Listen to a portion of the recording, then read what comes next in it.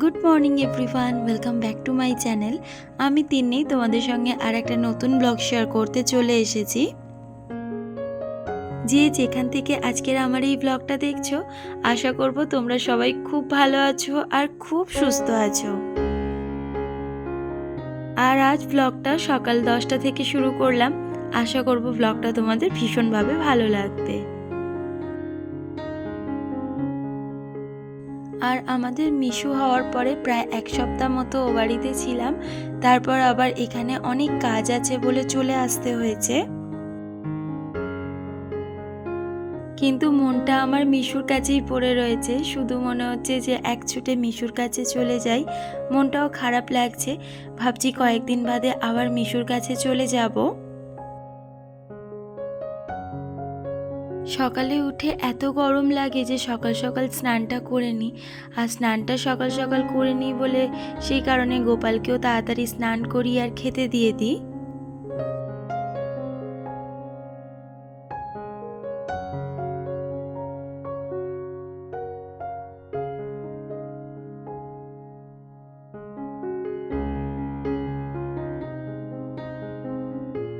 সকালের যাবতীয় যা কাজ ছিল সেগুলো স্নানের আগেই সেরে নিয়েছি। সেই সময় আর ভিডিও করা হয়নি, এত গরম হচ্ছিল যে টপ টপ কাজ করে নিয়েছি। সেই সময় ভিডিও করবার একদমই সময় পাইনি। আজ আমাকে একদমই রান্না করতে হয়নি, শুধু আমাকে বলে নয়, এখানের কেউই আজকে রান্না করেনি। কাল আমাদের এখানে শ্যামাকালীর পুজো হয়েছে, তো সেই জন্য আজকে অন্নকূট আছে আর সেখানেই আমরা খাওয়া দাওয়া করব। তো সেই জন্য আমরা সবাই মিলে বেরিয়ে পড়েছি।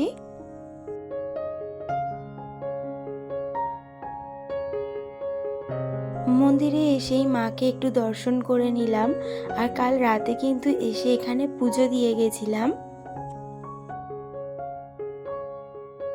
আর এখানে চলছে এখন অন্নকূট। আর এখানের ভিড়টা দেখে বুঝতেই পারছো, শুধু আমাদের এখানকার লোক বলে নয়, অনেক দূর থেকেও এখানে সবাই আসে মায়ের প্রসাদ খেতে।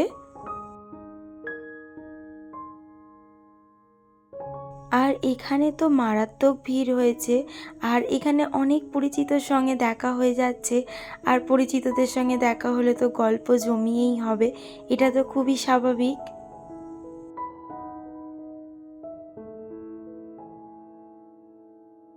আর অনেকক্ষণ বাদে আমরা এদিক ওদিক করে ছড়িয়ে ছিটিয়ে খেতে বসে গেছি। আর যদি সবাই একসাথে মনে করি যে বসবো, তাহলে কোনোভাবেই সেটা পসিবল নয়।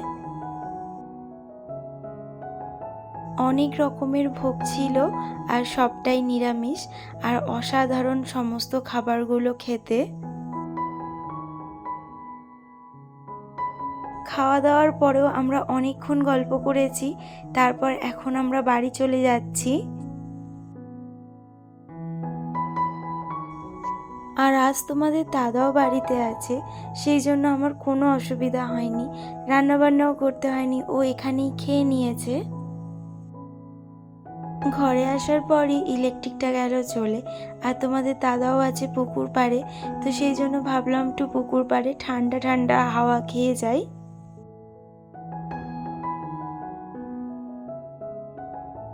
আর যেহেতু বিকেল হয়ে এসেছে, পরিবেশটাও ভীষণ সুন্দর হয়ে গেছে।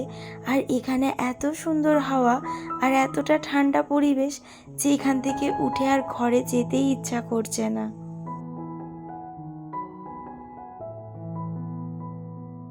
সন্ধে সন্ধে হওয়ার আগেই কিন্তু আমি ঘরে চলে এসেছি, কেন ঘরে এখনো অনেক কাজ বাকি। রান্না নেই মানে এই নয় যে সংসারের আর কোনো কাজ নেই। সংসারের প্রচুর টুকিটাকি কাজ থাকে, সেই কাজগুলোকে করে নিতে হয়। আর সকালেই দেখেছো যে অনেকগুলো জামা কাপড় কেচেছি, সেগুলোকে এখন ভালোভাবে ভাঁজ করে নিচ্ছি। সন্ধ্যের পরে তোমাদের দাদার কয়েকটা বন্ধু আসবে, তো সেই জন্য টুকটাক রান্না কিছু করব বলে ঠিক করেছিলাম। কিন্তু আজকের এত গরম লাগছে যে আর রান্নার কথা চিন্তা ভাবনাই করতে পারছি না। তোমাদের দাদাকে বলেছি যে বাইরে থেকে কিছু কেনা খাবার নিয়ে চলে আসতে, তাহলে ওদেরকেও খেতে দিয়ে দেওয়া যাবে আর তার সাথে আমাদেরও খাওয়া হয়ে যাবে।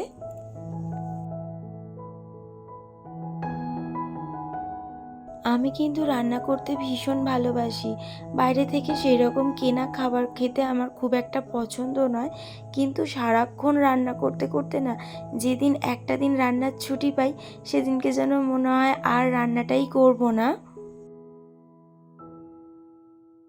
প্রত্যেকদিন সকালে চোখ খুলেই রান্নাঘর, আর ঘুমোতে যাওয়ার আগে পর্যন্ত রান্নাঘরেই বেশিরভাগ সময়টা আমার কেটে যায়। সেই জন্য না রান্নার প্রতি একটা বিশেষভাবে অরুচি চলে এসেছে।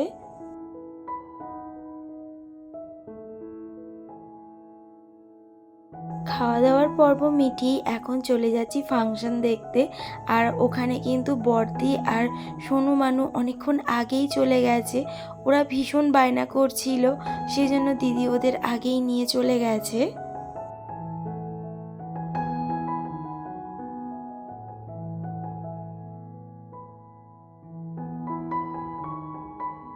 আর এখন কিন্তু অনেকটা রাত, প্রায় 12:30টার কাছাকাছি। তো আমরা এখনই ফাংশনটা দেখতে যাচ্ছি।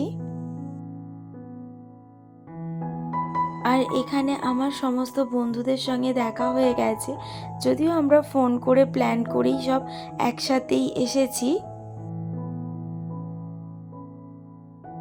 ব্লগগুলো কেমন লাগছে অবশ্যই কমেন্ট করে জানিও।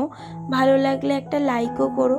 তোমাদের একটা লাইক আমার পরবর্তী ব্লগ বানাতে অনেক বেশি মোটিভেট করে। এখন রাত 3টে মতো বাজে, আর আমরা এখনো ফাংশন দেখে যাচ্ছি।